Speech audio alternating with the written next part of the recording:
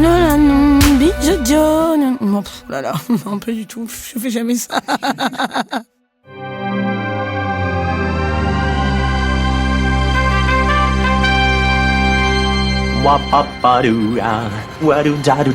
Steven, arrête s'il te plaît, j'ai jamais pu encadrer Michel Legrand. Salut à toutes et tous, bienvenue dans Flashback par nos ciné, notre hors-série qui se balade dans les allées bien garnies, en l'occurrence de Star, la nouvelle rubrique de Disney+, sponsor de cet épisode.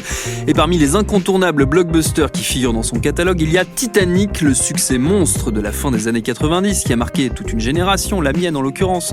Le film de James Cameron avec Leonardo DiCaprio et Kate Winslet, entre autres, tant de souvenirs mélangés. Je suis le maître du monde, la chanson de Céline Dion, Dessine-moi comme l'une de tes françaises, l'orchestre qui joue jusqu'au bout, les canots de sauvetage, le bout de planche qui aurait pu peut-être accueillir plus d'une personne, on saura jamais. Bref, c'est un vrai moment de nos jeunesses, pour moi qui suis vieux en tout cas, mais aussi et surtout de notre patrimoine cinéphilique à toutes et tous auquel on va s'attaquer. Je dis on parce que je ne suis évidemment pas seul. Avec moi il y a Anaïs Bordage, salut Anaïs. Salut Thomas. Et David Honora, salut David. Salut Thomas. Flashback par nos ciné spécial Titanic, c'est parti. Tu fais un amalgame entre la coquetterie et la classe. Tu es fou. Enfin, si ça te plaît. Les amis, Titanic, pourquoi d'après vous ça reste un film aussi important aujourd'hui, Anaïs ? Déjà parce que c'est une des plus belles histoires d'amour du cinéma, je pense, en premier lieu. Et puis après aussi pour le côté historique, en fait, c'est fou de voir à quel point tout ce qui se passe dans le film a été vraiment basé sur des recherches très très fouillées de James Cameron.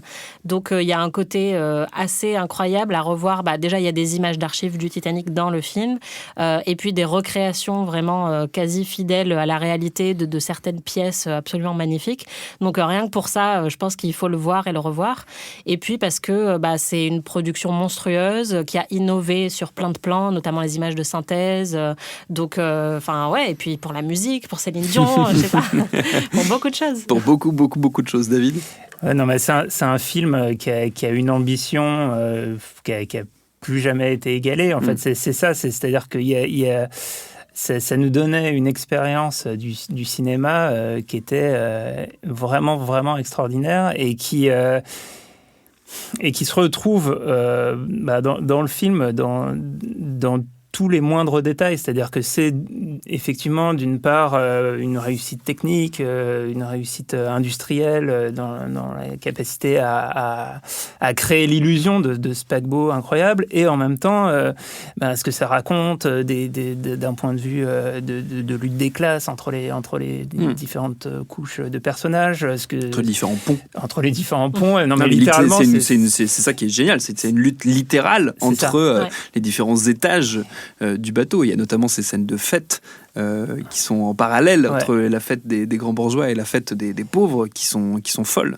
Et du coup, c'est un film qui est vraiment d'une richesse inouïe, qui effectivement, comme dit Anaïs, repose avant tout sur une histoire d'amour totalement universelle, en fait, qui renvoie à un certain nombre de grands contes mythologiques. En fait, Cameron pitchait le film en disant c'est Roméo et Juliette sur un bateau, quoi. Oui, c'est vraiment ça, en fait. Et c'est ça qui a embarqué des millions de spectateurs dans, pour moi, quelque chose qui était quasiment déjà inédit et qui n'a jamais été reproduit depuis. Alors, puisqu'il est question de patrimoine, d'histoire dans ce hors-série, je parlais de jeunesse tout à l'heure, impossible de ne pas s'intéresser aux archives autour de ce film, qui d'ailleurs est riche en archives. En particulier, c'est notre truc, une archive, David, qui ne nous rajeunit pas. Ah non, alors là, carrément pas, parce qu'on va vraiment se replonger dans le contexte de l'époque avec un extrait du journal de France 3. La semaine de la sortie du film en France, on est début janvier 1998. Le film est sorti depuis quelques semaines aux États-Unis, sorti le 19 décembre, et il a déjà rapporté près de 200 millions de dollars. C'est surtout un film qui va s'installer dans le temps, on va y revenir. Voilà le journal de France 3. Cinéma, la sortie cette semaine du Titanic, une grande histoire d'amour et un grand spectacle. Après un tournage éprouvant et démesuré, James Cameron a donc réussi la performance de ne pas sombrer avec son film, un résultat magnifique et déjà un très grand succès aux États-Unis. Film que nous fait découvrir Dominique Poncet et Hervé Gutmann. Il avait été construit pour être le plus beau, le plus rapide et le plus solide bateau du monde. Bref, pour être le bateau de tous les rêves. Or, le 14 avril 1912, 4 jours seulement après avoir appareillé, il sombrait dans les eaux glacées de l'Atlantique Nord. Sur ses 2200 passagers, 1500 périrent dans le naufrage. Pour une catastrophe sans précédent, il fallait bien un film qui devint unique dans les annales du cinéma. C'est le cas de ce Titanic. Budget monstrueux, effets spéciaux démentiels, figuration gigantesque, on a tout accordé au réalisateur James Cameron. Alors, J'ai bien la prononciation qui varie d'une personne à l'autre sur James Cameron. Cameron. James Cameron. donc ce fameux James Cameron. Alors c'est marrant comment le contexte au moment de la sortie du film était un petit peu particulier parce que là la manière dont c'est présenté correspond pas tout à fait à la réalité. Justement, on n'a pas tant tout accordé que ça à James Cameron. Il s'est vachement battu en fait pour faire le film. Il a dû faire des concessions incroyables, y compris sur sa part producteur, etc. Je crois qu'il y avait un dépassement de budget de 45%. Oui, alors le budget a été... C'est le film le plus cher de l'histoire du cinéma à l'époque. Oui, alors, et même ça a été remis en question depuis. Discuté, parce qu'il y avait d'autres films... justement, enfin, qui ont pas subi la même pression. Oui. Et en fait, malgré tout, malgré le fait que pendant des mois avant la sortie, y compris au sein de la Fox, tout le monde tirait à boulet blanc, non ? À boulet rouge. À boulet rouge. À balles réelles. À balles réelles, ça tirait à balles réelles, c'était la folie. Sur le film, en disant que ça allait être une catastrophe, quelques semaines plus tard, au moment de la sortie en France, on sait déjà que ça va être un événement mondial, et on n'avait pas encore à l'époque les sorties internationales tout en même temps, et donc on savait déjà que c'était un énorme succès aux États-Unis, et du coup en France, les premiers spectateurs dont je faisais partie, je suis allé voir le film le jour de la sortie avec mes amis du collège, on savait qu'il y avait quelque chose d'incroyable, ce qui en plus nous avait été vendu par un trailer hallucinant qui donnait absolument envie de voir le film. Du coup, avant que je raconte mon histoire avec mes potes du collège, comment vous avez vu le film ? Est-ce que vous êtes retourné ? Est-ce que vous étiez la semaine de la sortie en salle, etc. Anaïs est la plus jeune autour de la table, mais je suis obligé quand même de te donner la parole. Ouais, je suis désolée, ça va faire mal, mais moi, effectivement, j'avais 7 ans quand le film est sorti, et alors je me souviens pas si c'était le jour de la sortie, mais c'était la semaine de la sortie, c'était vraiment juste après. Et alors, ça, c'est quelque chose que je fais encore, mais visiblement, j'étais déjà folle à l'époque, puisque je suis retournée le voir 3 fois, donc, avec mon père, le pauvre, qui s'est tapé Titanic, je sais pas combien de fois, en lui disant, je vais prendre des mouchoirs cette fois-ci, parce que la dernière fois, j'ai beaucoup pleuré, papa.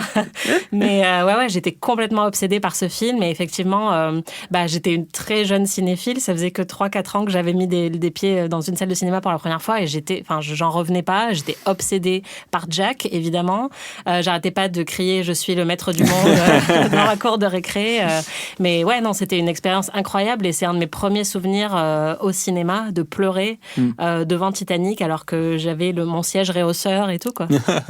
C'est génial comme anecdote. Moi, je l'ai vu le jour de la sortie, et je suis aussi retourné le voir 3 fois, donc comme quoi, il n'y a pas d'âge pour ça. Bon, j'étais pas très très vieux non plus, je devais avoir 11 ou 12 ans. 11 ans. Non, 12 ans presque. Bref, on sait pas, on s'en fout. T'es en 5e, je pense. 97, 98, ouais, c'est ça, j'avais 11 ans.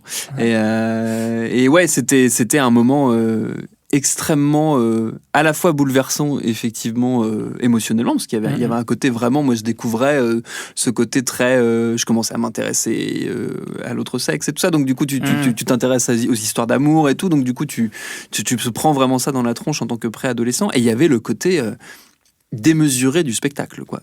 J'avais moi jamais vu ça, et j'ai rarement revu ça après au cinéma, les scènes du bateau qui se casse en deux et tout ça, enfin c'était vraiment, il y avait un côté tétanisant, et vraiment grand spectacle. J'avais jamais pris cette mesure-là avant ce film. Moi je me rappelle très bien, c'était au Rialto à Morlaix, au Finistère.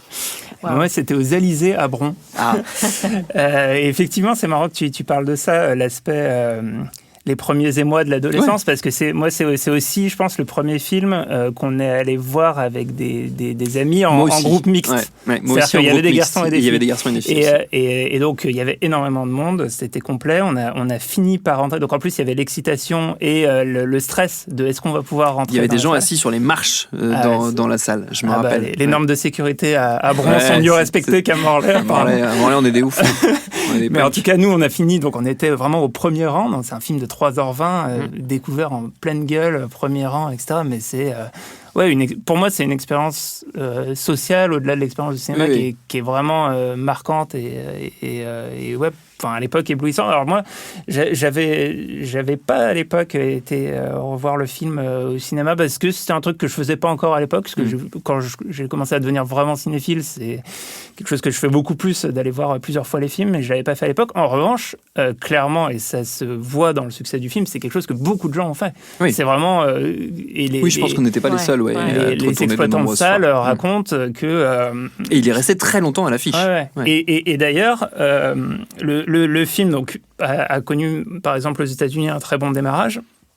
Mais il faut savoir que sur une journée unique aux États-Unis, la plus grosse journée, elle a été faite 3 mois après la sortie. C'est le 14 février 1998 pour la Saint-Valentin, où ils ont explosé les records sur une journée. Et donc, ça veut dire que le film s'est installé dans la durée pendant extrêmement longtemps et que les gens y retournaient et que c'était... c'est un moment assez extraordinaire dans l'histoire du cinéma. Parmi les raisons du succès du film, on l'a évoqué plusieurs fois déjà, il y a évidemment le casting aussi. DiCaprio, Kate Winslet, c'était un duo iconique immédiatement. Mais alors, je me souviens pas si c'était aussi évident que ça à l'origine. Je sais pas si l'un de vous deux saurait me dire ça, si c'était un duo si attendu que ça, ou si gigantesque que ça. Ils étaient pas du tout attendus. Vraiment pas, enfin, ils étaient même quasiment inconnus. Alors, DiCaprio avait une nomination aux Oscars il était déjà sorti avant. Je crois que c'était le seul truc vraiment un peu célèbre qu'il avait fait avant. Et elle avait joué pour Peter Jackson, mais elle était pas du tout connue, je pense, au niveau international. Et c'est en revanche, pour moi, c'est devenu et je pense de manière différente, en fait, c'est surtout DiCaprio qui, du jour au lendemain, est devenu un sex symbole partout dans le monde, en particulier dans les cours de récré, etc. Et il y avait un truc, et même, je pense, à une différence de perception, c'est-à-dire que moi, je me souviens, adolescent, avoir été très jaloux de DiCaprio, en voyant comme si c'était un peu le rival, toutes les filles ne parlaient que de lui. Alors que nous, les jeunes garçons, adolescents, on ne considérait pas du tout Kate Winslet comme un potentiel. En fait, pour nous, c'était une femme qui n'était pas... Oui, inatteignable. Enfin, qui n'était pas... Alors qu'on voyait DiCaprio presque comme un rival, parce qu'en plus, il avait ce côté un petit peu enfantin, adolescent, avec des traits très... fins, quoi. Donc, il y a cette différence dont je me souviens, mais les deux sont devenus des superstars du jour au lendemain, quoi. C'est marrant parce que Kate Winslet, à l'époque, apparemment, elle était connue comme Corset Kate, parce que justement, elle avait fait que des trucs d'époque, et que d'ailleurs, James Cameron s'était dit, je sais pas si je veux encore avoir quelqu'un qui est déjà connu pour ça. Qui est estampillé film d'époque. Voilà, et en fait, elle était tellement bonne qu'il l'a prise quand même, parce que c'était une évidence après les auditions, mais c'est marrant, mais c'est vrai que moi, j'étais vraiment petite, donc à l'époque, je m'en souvenais pas du tout, je me souviens pas de les avoir connus avant, mais effectivement, après, Leonardo DiCaprio est devenu une de mes obsessions de petite fille, et c'est vrai que tu parlais un peu de l'érotisme, ou en tout cas de l'éveil un peu, et bon, c'est vrai que moi j'étais encore jeune, mais la scène du dessin reste un de mes plus vieux souvenirs, je pense, effectivement, de sensualité à l'écran, quoi. C'était complètement terrassant de voir ça, même en tant que petite fille. Kate Winslet est magnifique dedans, quoi. La scène du dessin et la scène de la trace de la main sur la voiture, qui est une des suggestions érotiques qui, moi, m'ont sans doute le plus marqué moi, ça a été ça, au cinéma. et Loana et Jean-Edouard dans la piscine, c'était les deux trucs en c'est vraiment deux salles d'ambiance, effectivement. Voilà, c'est pas exactement le même degré d'élégance, mais bon, c'est pas grave. Ça va sans dire, on l'a dit d'ailleurs plusieurs fois, c'est un film démesuré. Le budget, on l'a évoqué, $200 millions, donc c'était le plus important pour l'époque. Alors ça, tu disais, David, c'est remis en cause, oui, parce que en fait, c'est des modes de calcul qui sont toujours un peu remis en cause de toute façon. C'est ça, et il y a aussi le côté officiel, non officiel. Ouais. Alors je crois que, selon certaines rumeurs, à l'époque, quasiment au même moment, il y avait Batman et Robin qui auraient en fait coûté plus cher, mais en fait pour des raisons de... C'est la première fois que je me suis dit au cinéma, le cinéma ça va être nul en fait. Non mais c'est Batman et Robin. Pour des raisons de, Enfin, le but, et on va sûrement en reparler à travers les différentes anecdotes, mais le but de tout le monde était de défoncer James Cameron. Ouais. Toutes les raisons qui pouvaient être invoquées pour dire qu'il faisait n'importe quoi étaient utilisées. Et typiquement, on allait lui reprocher parfois de jeter une scène en disant mais c'est pas possible, le prix que ça coûte, etc. Alors que dans tous les films, à un moment donné, il y a des scènes qui ne sont pas gardées au montage, etc. De torturer les acteurs, on lui a tout reproché. Donc, de toute façon. il a eu une pression monumentale. Alors, certes, le budget a été explosé, c'est-à-dire que, et en même temps, le film a été fait dans une démarche littéralement d'aventure. C'est-à-dire que une des raisons, alors on ne sait pas si c'est du storytelling ou pas, mais une des raisons invoquées par James Cameron comme ce qui l'a motivé à faire le film, c'est que lui, il voulait descendre 20 000 lieues sous les mers, aller voir en vrai l'épave, ce qu'il a pu faire du coup pour le film. Et des années après, il a consacré un documentaire.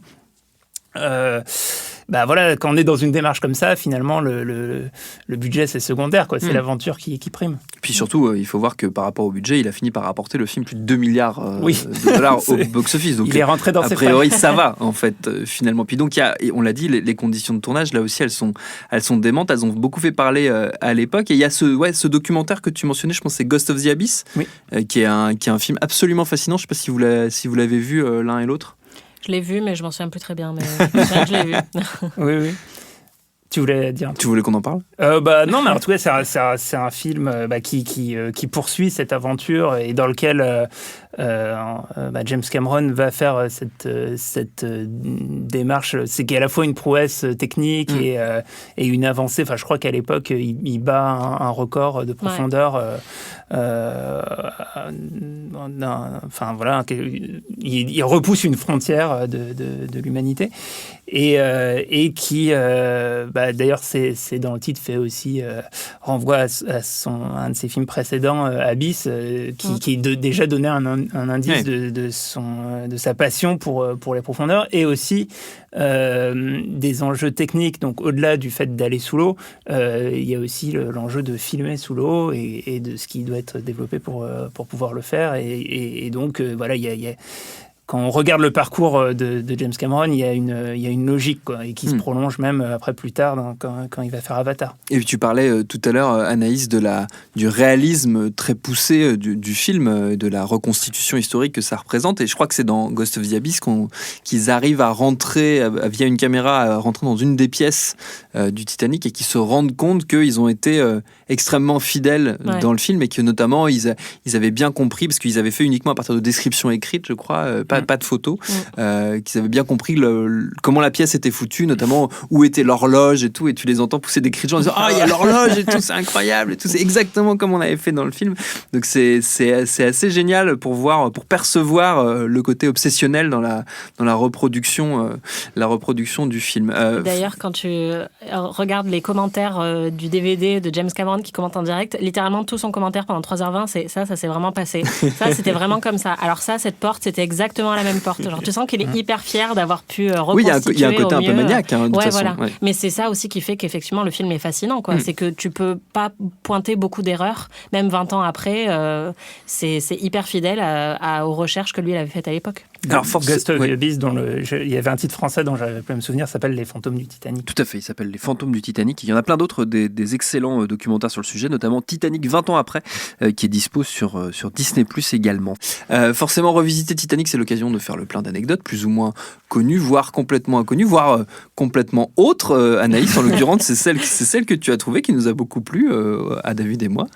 Tout à fait. Alors, je vais vous raconter comment toute l'équipe du Titanic s'est retrouvée à l'hôpital complètement stone après avoir mangé une soupe de palourde empoisonnée au PCP. Ça, c'est quand même énorme. C'est clair. Alors, le PCP, pour les non-initiés, c'est un psychotrope qui était commercialisé comme médicament dans les années 60, mais qui a fini par être interdit à cause de ses effets secondaires assez violents, notamment des effets hallucinogènes. Et figurez-vous qu'une quantité importante de ce psychotrope s'est retrouvée donc dans la soupe qui était servie le dernier soir du tournage de Titanic en Nouvelle-Écosse. Donc Kate Winslet et Leonardo DiCaprio n'étaient pas là, donc ils ont échappé à l'empoisonnement. Mais à part eux, presque tout le monde a été drogué à son insu. Alors, que s'est-il passé exactement ? James Cameron, Bill Paxton et une soixantaine de personnes finissaient de tourner les scènes du film qui se passent dans le présent, donc celle avec la vieille Rose qui raconte son histoire. Et au moment de la pause repas, vers minuit, la fameuse soupe est servie par des traiteurs. Et quelques temps plus tard, James Cameron commence à se sentir un peu groggy, un peu désorienté. Il pense tout de suite qu'il a été empoisonné en fait par le poisson qu'il y avait dans la soupe et il part se faire vomir tout de suite. Donc, belle réactivité quand même. Bien joué, James. Voilà. Et lorsqu'il revient, le plateau est désert. Cameron ne comprend rien à ce qu'il se passe. Bill Paxton, lui, de son côté, est complètement défoncé et fait une crise d'angoisse. Et rapidement, de nombreux membres de l'équipe se trouvent mal. Donc, tout le monde est amené à l'hôpital, en fait. Et alors là, c'est le chaos. En attendant d'être soignés, tous les membres de l'équipe de tournage sont absolument déchirés. Il y en a qui rient, il y en a qui pleurent, il y en a qui vomissent. Et il y en a même certains qui dansent la chenille dans les couloirs de l'hôpital. Ça aussi, c'est deux salles de ambiance. Voilà, c'est ça. On a James Cameron qui a le visage en sang parce que quelqu'un l'a poignardé avec un stylo, mais il est tellement perché que ça le fait marrer. Donc voilà, super ambiance. Bon, au final, plus de peur que de mal. Et au bout de quelques heures, l'équipe est retournée bosser, après une sacrée descente quand même, je pense. Et ce n'est qu'en recevant le rapport de toxicologie peu de temps après que la police comprend que tout ce chaos a été causé par une soupe au PCP. Encore aujourd'hui, personne ne sait qui a drogué la soupe, ni pourquoi. Mais James Cameron soupçonne un membre de l'équipe qui avait été viré la veille, en fait, notamment parce qu'il se comportait mal avec les traiteurs du tournage. Donc, verser de la drogue dans la soupe aurait été un moyen un peu perché de se venger. En tout cas, 20 ans plus tard, le mystère reste entier. C'est une version trash quoique trash de la fameuse scène de la soupe de Fight Club qui a aussi marqué beaucoup d'esprits. On a notre petit truc à nous, hein, c'est notre petit questionnaire qui vient un peu comme ça nous aider à vous raconter notre avis sur le film, finalement nos plus beaux souvenirs, on va dire ça comme ça. La première de ces questions, c'est David Honora qui a concocté ce questionnaire, je rends à César ce qui est à César. La première des questions, c'est évidemment quel est le meilleur personnage de Titanic. Alors, est-ce que je rajoute une petite difficulté en disant à part Jack et Rose, ou est-ce que c'est trop salaud ? Parce que moi, mon préféré dans ces cas-là, à part Jack et Rose, c'est Maggie, le personnage que joue Kathy Bates, donc Maggie Brown, Madame Brown, qui fout le bordel tout le temps, qui est un vrai personnage. Unsinkable Woman. Exactement, la femme incoulable, qui est un vrai personnage historique, qui était vraiment comme ça, semble-t-il, et qui en a un peu rien à foutre, qui est un peu une punk bourgeoise. Une nouvelle riche qui avait fait fortune et qui n'était pas du milieu. Et qui du coup balance un peu des horreurs à tout le monde. Elle est assez drôle, et puis bon, c'est Kathy Bates, donc c'est quand même une grande comédienne. Moi, j'étais très heureux de la retrouver dans ce film. Donc voilà, moi, c'est un peu elle ma préf. Moi, c'est aussi elle que j'allais citer en me mettant la contrainte. En revanche, comme j'avais pas la contrainte, aujourd'hui, en fait, je citerais quand même Jack comme mon personnage préféré, ce qui était pas du tout le cas pour les raisons que j'expliquais à l'époque, pour des raisons de rivalité, bien sûr, etc. Mais en fait, en revoyant le film, déjà DiCaprio vraiment extraordinaire, et puis le personnage a un truc qui est tout de suite hyper attachant. On embarque avec lui et on est vraiment jusqu'au bout chevillé à la fois son point de vue et son histoire d'amour. Et il y a un truc qui est très beau. L'alchimie avec Rose est superbe. Donc Jack, je pense que ça reste mon personnage préféré. Anaïs. Alors moi, contrainte ou pas, j'aurais pas choisi Jack Rose. C'est vraiment pas aujourd'hui les personnages qui m'intéressent le plus en fait dans l'histoire. C'est marrant. À l'époque, je pense que Rose était vraiment une icône pour moi en tant que personnage féminin. Mais maintenant que j'ai revu le film une petite dizaine de fois, à chaque fois, ce qui m'émeut le plus, c'est vraiment tous les autres personnages et notamment les personnages qui représentent des personnes qui ont vraiment existé. Il y a le capitaine que j'adore, qui m'émeut à chaque fois. Il y a effectivement la femme incoulable et moi, mon préféré parmi tous, c'est Andrews, qui est joué par Victor Garber, qui est en fait le mec qui a conçu le Titanic et qui dit au tout début qu'il y a une espèce de complicité avec Rose dès le début, qui lui avoue qu'effectivement, il n'y a peut-être pas assez de canaux pour tout le monde, etc. C'est un ingénieur, c'est un homme de science et d'ailleurs, dans sa dernière scène, on le voit remettre la pendule à l'heure avant de couler. Ouais. Et bon, déjà, j'adore Victor Garber comme acteur et je trouve son personnage vraiment hyper émouvant, alors qu'il apparaît pas dans beaucoup de scènes, mais à chaque fois, il me fait pleurer. Donc voilà, magnifique travail. C'est vrai que c'est un très très beau personnage et puis un très très bel acteur. Ouais. Victor Garber, effectivement. La meilleure scène de Titanic. Alors moi, j'ai cité tout à l'heure le moment où la coque se brise, qui moi m'avait totalement, retourné le cerveau à l'époque. Je pense que l'expression n'est pas usurpée. Anaïs? Alors pour moi, c'est pas du tout original, je pense, mais c'est la scène de l'orchestre qui se remet à jouer alors que... Qui reviennent les uns les autres, alors qu'ils se sont dit au revoir juste avant. Ouais, ils se disent, bon, c'est bon, on a fait notre devoir, on peut se séparer, et ils se disent un truc comme bon vent. Et il y en a un qui reste jouer tout seul, et les autres reviennent. Et en fait, c'est une scène qui est reprise quasiment à l'identique de A Night to Remember, qui était le film précédent sur le Titanic. Qui est le modèle, d'ailleurs, de Cameron, le modèle assumé complètement, pour le coup. Il en parle beaucoup. On le retrouve vraiment beaucoup, ce film. Il y a des dialogues cités et tout. La scène était déjà parce que ça a vraiment eu lieu. Et ça s'est vraiment produit. Ça fait partie des d'où l'expression légendes. l'orchestre du Titanic, qui est devenue même une expression quasiment. Voilà, c'est ça. C'est le contraire des rats quittent le navire. C'est ça, c'est l'inverse. Ouais, effectivement, il y a plusieurs témoins qui ont parlé de cet orchestre. Tous les membres de l'orchestre se sont noyés, il me semble. Mais effectivement, on les a entendus jouer jusqu'à la dernière minute. Et on peut pas faire plus poétique que ça, en fait, et plus beau et plus touchant. Donc voilà, moi, cette scène, à chaque fois, c'est celle qui me fait totalement vriller et me noyer dans mes larmes à chaque coup, quoi. Surtout qu'il y a le contraste entre justement cette musique, le côté vivant et tout, et le silence, qui est un des autres moments, qui est moi l'autre scène que j'avais notée, qui est le moment où les bateaux de secours reviennent à la toute fin du film. Et le silence, qui là aussi est un truc qui est historiquement avéré, c'est-à-dire que ce qui les avait le plus choqués, les secouris, c'était justement de ne pas entendre un seul bruit, alors qu'ils étaient normalement sur une scène où il y avait des gens à sauver, et où il y avait malheureusement plus grand monde à sauver.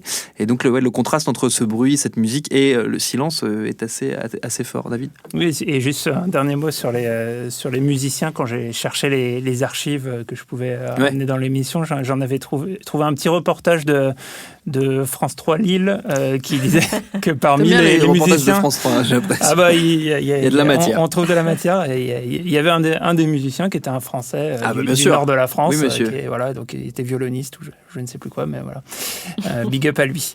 Alors moi, mais pour les scènes préférées, je trouve que c'est vraiment le genre de film où quand on tombe dessus, même au milieu, s'il passe à la télé, c'est quasiment impossible de décrocher, tellement tout est d'une fluidité incroyable. Donc j'ai eu beaucoup de mal à isoler une scène et du coup j'ai retenu en fait un certain nombre de motifs et qui sont des trucs un petit peu peut-être un peu fétichistes, mais qui sont autour des tenues de Rose, et en fait toute la manière dont il utilise dans la mise en scène ces tenues pour raconter des choses. Il y a le premier plan iconique où on la voit du dessus avec son grand chapeau et elle va jeter le premier regard sur le Titanic, et qui est en termes de mise en scène, je trouve ça extraordinaire. Et il y a aussi une très belle scène où sa mère vient lui serrer son corset. Alors justement, on parlait de corset Kate. Et en fait, elle revient pour... elle dit à la domestique de partir, et en même temps qu'elle lui serre le corset, elle lui fait passer un certain nombre d'injonctions sur ce qu'elle devrait être en tant que femme dans la société. Et je trouve cette scène extraordinaire. Et d'ailleurs, cette scène a été changée à la dernière minute, puisque à la base, ça devait être l'inverse. Ça devait être Kate qui aidait sa mère à serrer son corset. Et la veille du tournage de cette scène-là, James Cameron s'est dit, mais non, évidemment, quoi. Et c'est vrai que quand on parle, la symbolique est tellement puissante, mais ça lui était pas apparu avant, quoi. Et il a totalement changé, mais dans le scénario, je l'ai pas lu, mais apparemment c'est l'inverse qui se passe. Et voilà, c'était une de ces modifications de dernière minute qui est devenue culte maintenant.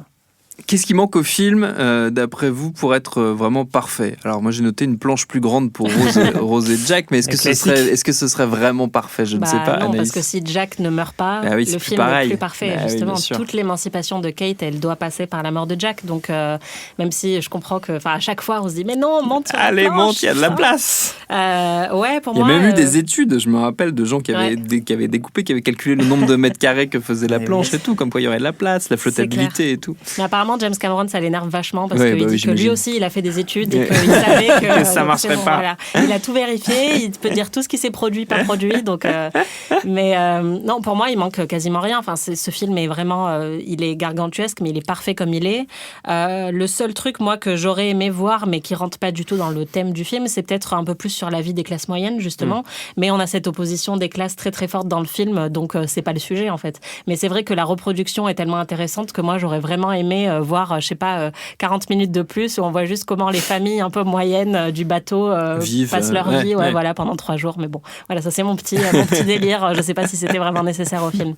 David? Moi, j'ai trouvé un détail qui manquait pour que le film soit parfait, et ça a été corrigé par James Cameron pour la ressortie du film en 3D. Les grands esprits. En fait, c'est Neil deGrasse Tyson qui en voyant le film, donc le célèbre astrophysicien américain qui a ses émissions de télé, etc., qui avait vu que justement dans cette scène à la fin où Rose s'accroche à sa planche de bois quand elle regarde le ciel, en fait les étoiles, le ciel étoilé correspond pas à ce qu'aurait dû être la carte du ciel. Incroyable. À ce moment-là. Wow. C'est le seul mec au monde qui a vu ça, mais bon. C'est clair. Et donc, Et David. Et non, moi j'avais pas vu, mais en tout cas, il a écrit à James Cameron pour lui dire ça va pas du tout votre film. Et du coup, N'importe quoi. Cameron a modifié du coup le ciel étoilé pour la version 3D que d'ailleurs. Enfin, pour moi, c'est la deuxième fois où je suis allé voir Titanic en salle, au moment où il est ressorti en 3D, et je trouve que c'était vraiment une redécouverte du film, et en fait, redécouvrir que presque le film avait été tourné déjà pour la 3D avec une grande profondeur de champ, plein d'éléments qui se prêtent vraiment très bien à la mise en scène en relief. Qu'est-ce qui a le mieux ou moins bien vieilli d'après vous? Moi, je reste toujours, à chaque fois que je le vois, et je l'ai vu un certain nombre de fois, étonné par le fait que les effets spéciaux ne vieillissent quasiment pas, avec justement le côté gargantuesque, tu disais Anaïs tout à l'heure, reproduction ne faiblit pas en fait au visionnage après visionnage. Ouais, plus de 20 ans après, c'est rare de voir des films qui ont eu une telle ambition et qui tiennent toujours aussi bien toutes ces années plus tard. Pour moi, rien n'a vieilli techniquement, sauf la buée en image de synthèse, puisque à part une scène où apparemment il faisait très froid ce soir-là, et donc on voit vraiment la buée quand il parle, sinon c'est de la buée qui a été reconstituée après. Et maintenant que je le sais, quand je vois le film, on le sait, on le voit. On se croirait un peu dans La Reine des Neiges, en fait, où ça vole un peu partout, c'est un peu merveilleux. Mais bon, c'est un tout petit détail. C'est vrai que franchement, sur la technique, ils ne se sont pas du tout plantés. David? Oui, en fait, et d'ailleurs, c'était dans un prolongement de ce que j'étais en train de dire, c'est justement revoir le film en 3D et se rendre compte que les longs plans sur le pont du Titanic, des angles de caméra, etc., en fait, sont déjà prévus. C'est comme s'il avait un coup d'avance, comme s'il avait déjà prévu le cinéma du futur qui a voulu commencer à faire ensuite avec Avatar. Et le film dépareille pas, en fait, dans ce nouvel univers filmique. Donc pour moi, c'est un film qui a très peu vieilli, et d'autant que en fait le caractère du film en costume permet ça, c'est-à-dire que c'est pas daté, même c'est même pas la manière dont on filmait les films en costume dans les années 90. Enfin, il y a un truc qui est vraiment intemporel et qui fait que le film traverse le temps et qu'on peut le revoir. Et aussi, par ailleurs, finalement, le côté très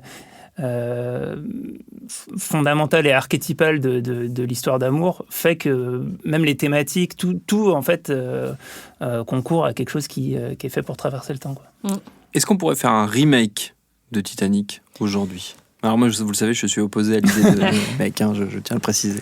Pour moi, non. En tout cas, ce serait une très mauvaise idée parce qu'il y a tout dans le Titanic. Oui, puis comme on l'a dit, ça n'a pas vieilli. Ouais, voilà, c'est ça. Il n'y a rien à refaire ou à rajouter. Après, je pourrais totalement voir un remake, en fait, qui serait vraiment axé sur la technique, sur un côté un peu expérimental, tu vois, genre comme Le Fils de Sol ou 1917. Tu vois, où ce serait vraiment, en fait, uniquement focalisé sur l'action, avec des plans séquences et pour montrer un peu en temps réel le naufrage. Mais en vrai, enfin... Tu veux dire d'un point de vue d'un mec dans la salle des machines et il voit jamais, le ciel? Non, mais quelqu'un qui court partout, tu vois, genre sur le bateau et on le filme de son point de vue. Enfin, je sais pas, je pense que, en tout cas, ça me choquerait pas si quelqu'un un jour se disait tiens on va mettre 48 000 milliards de dollars pour faire un truc comme ça.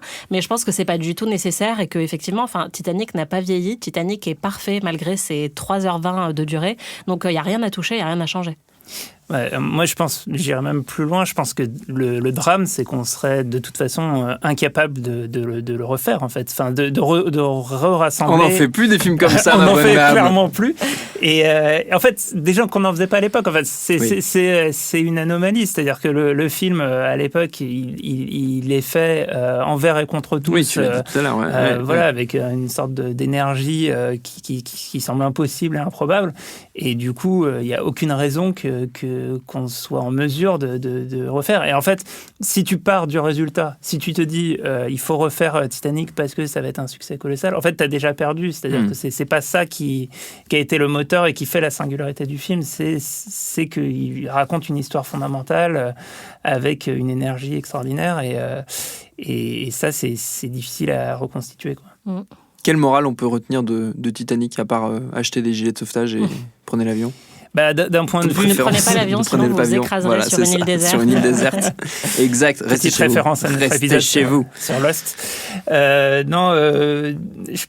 pense qu'en tout cas, du point de vue de l'industrie, la morale, c'est que pour faire des grands films, il faut prendre des risques. C'est que pour faire des films qui vont vraiment déplacer les foules et que des gens qui vont jamais au cinéma d'un coup vont y aller 3 fois pour voir un film de 3h20, il faut faire ce qui n'a jamais été fait. Et ça, c'est la grande prouesse de Titanic, c'est de faire quelque chose auquel personne ne croyait. Mais en fait, qui au bout d'un moment ramasse tout le monde. Alors forcément, quand on tente, ça arrive qu'on se plante complètement. Voilà. Et je trouve que c'est un peu ce qui manque au cinéma aujourd'hui, c'est-à-dire c'est des films très ambitieux, très chers, qui peuvent risquer de se casser la gueule, quoi. Anaïs. La morale, c'est ne mangez pas de soupe aux palourdes. Ça, si vous ne savez pas, si vous n'avez pas assisté à ces conceptions. Exactement. C'est quoi aujourd'hui les héritiers de Titanic ? Je ne sais pas si c'est des héritiers, mais en tout cas, comme tu disais, David, c'est une histoire tellement universelle qu'on retrouve en fait beaucoup d'éléments de Titanic ailleurs. Quand on parlait des luttes de classe, moi je pense à Parasite. Le dégoût entre le haut et le bas, en fait, c'est quelque chose qu'on retrouve, qui est encore très bien fait aujourd'hui. Moi, le film qui a le plus invoqué Titanic récemment et que j'ai adoré, c'est Portrait de la jeune fille en feu. D'ailleurs, Céline Sciamma elle-même a dit que c'était une influence très claire parce que déjà il y a une scène de portrait qui est empreinte d'érotisme et de romantisme. Et puis, il y a vraiment cette idée d'une histoire d'amour égalitaire, en fait. Et d'ailleurs, c'est un film qui est cité par des cinéastes d'horizons très divers. Oui. Cameron, de toute façon, est un cinéaste de cinéastes. Globalement, c'est un cinéaste très apprécié par les cinéastes aussi. Oui, et en fait, par tout le monde. En fait, c'est comme Spielberg. En fait, il fait partie des rares cinéastes qui, à un moment donné, ont déplacé tout le monde au cinéma, quoi. Et ça a un impact qui dépasse justement le cadre des gens qui vont habituellement au cinéma et qui vont voir une dizaine de films par an. Là, c'est vraiment la capacité à créer tellement l'événement que des gens et la majorité de la population ne s'intéresse pas au cinéma, et donc réussir à faire venir les gens en salle, c'est quelque chose d'extraordinaire. Moi, je trouve que du coup, de ce point de vue-là, les héritiers, en tout cas sur le plan de l'ambition, malheureusement, ils sont pas si nombreux, et presque c'est Cameron lui-même est le seul à avoir encore porté ce flambeau et à encore vouloir dépasser certaines limites. On a des grands cinéastes qui, je dirais, sont conservateurs dans certains cinémas. Un Christopher Nolan, par exemple, serait de ce niveau, comparable en niveau d'obsession, etc., mais va moins être dans cette démarche de repousser les frontières. Il est plutôt dans la conservation. Voilà. Ou un Tarantino aussi va être quelqu'un d'obsessionnel qui va vouloir faire des grands projets ambitieux, mais qui reste... C'est un fétichisme différent. Dans quelque chose d'existant. Repousser les frontières, c'est effectivement... c'est James Cameron, c'est d'une certaine manière les sœurs Wachowski qui, à mon sens aussi, sont dans cette démarche de jusqu'où peut nous amener le récit cinématographique. Et après, après, peut-être les héritiers, malheureusement pour le cinéma, ils vont ailleurs. Ils vont dans les jeux vidéo, ils vont dans d'autres formes de récits. Et voilà, moi j'espère que ce soit au cinéma ou ailleurs, on vive des expériences collectives aussi incroyables que l'ont été Titanic pour nous quand t'avais 7 ans, quand on en avait 12. Et que d'autres enfants de 7 ans puissent traîner leur papa voir 3 fois les prochains Titanic. C'est la fin de ce flashback. Merci à tous les deux d'y avoir participé. Titanic, on l'a dit, c'est à retrouver sur Star, la nouvelle rubrique de Disney+, le sponsor de cet épisode. Star, où il y a tout un tas d'autres films cultes à aller voir. Au hasard, la saga Die Hard, ou encore de James Cameron également, le formidable Avatar. Merci à Mathieu qui était à la technique. Binge.audio pour retrouver tous nos podcasts. Et à très vite pour un nouvel épisode.